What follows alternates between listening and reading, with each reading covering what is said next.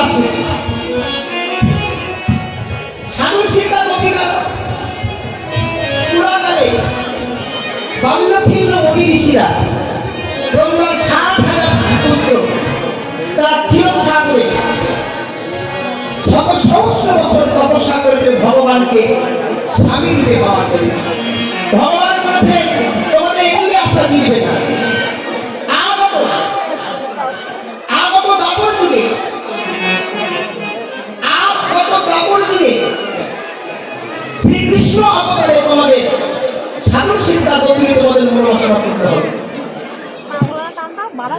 সাধু সীতা গেল এবারে কৃপা সীতা, কৃপা করে ভগবানকে লাভ করো। এই কৃপা সীতাটা শ্রুতিমান বললেন ত্রেতাযুগে শ্রী রামচন্দ্রের সীতাকে যখন রাবণ মায়া সীতা কেটেছিলেন সেই সময় রামচন্দ্র হা সীতা বলে কেটেছিলেন। বিভীষণ সেই সময় একটা যজ্ঞ করেছিলেন, সেই যজ্ঞের নাম ছিলেন সীতা যজ্ঞ। শত সহস্র সীতারূপী মালা নিয়ে রামচন্দ্র গোলায় দিতে গেলেন। রামচন্দ্র বললেন এই যুগে আমি একটা রমণীর স্বামী, এতগুলো রমণীর স্বামী হতে পারবো না। প্রভু আমাদের কি মনোবাসনা পূর্ণ হবে না?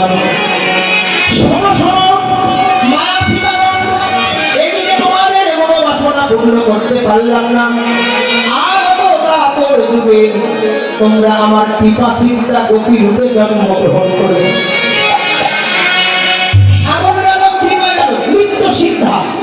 নিত্য সীতা বৃন্দাবনের ব্রজগোপীরা 1 মাস কাত্যায়নী ব্রত করেছিলেন। এই যে কার্তিক মাস থেকে কার্তিক মাস শেষ পর্যন্ত সংক্রান্তি পর্যন্ত যে ব্রত, সেই ব্রতের নাম হচ্ছে কাত্যায়নী ব্রত। এই কাত্যায়নী ব্রততে 1 মাস পরে সব ব্রজগোপীরা মা কালীকে যখন বিসর্জন দিতে যান, সবাই মিলে বসনকে তীরের ফুলে রেখে জলে স্নান করতে গেছে।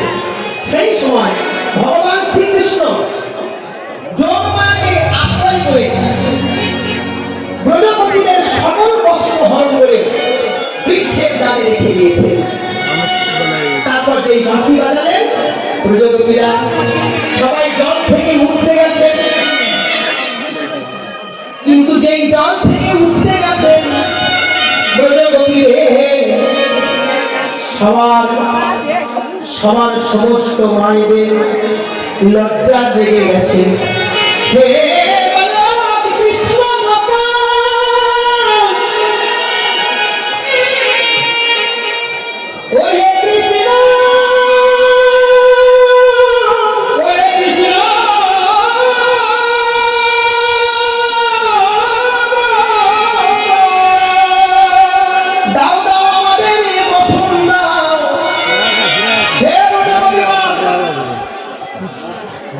তোমরা বসন চাইছো কৃষ্ণ, যদি বসনটা না দাও তাহলে আমরা সবাই মিলে বংশের কাছে গিয়ে নালিশ করবো, আর তাতে তোমার শাস্তি হবে। তোমরা আমাকে ভয় দেখাচ্ছ, বংশের কাছে নালিশ করবে, যাও নালিশ করে এসো, তবে বসন দাও। রাধারানী বলছে সতীরে কেন এমন করে বললি? গোবিন্দের কাছে ভালো ভালো বসন চেয়ে গোবিন্দ মোদের বসন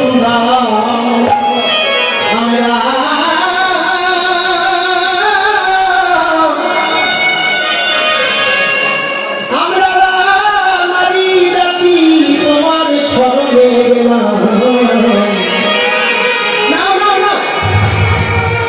বলো তোমরা কি চাও?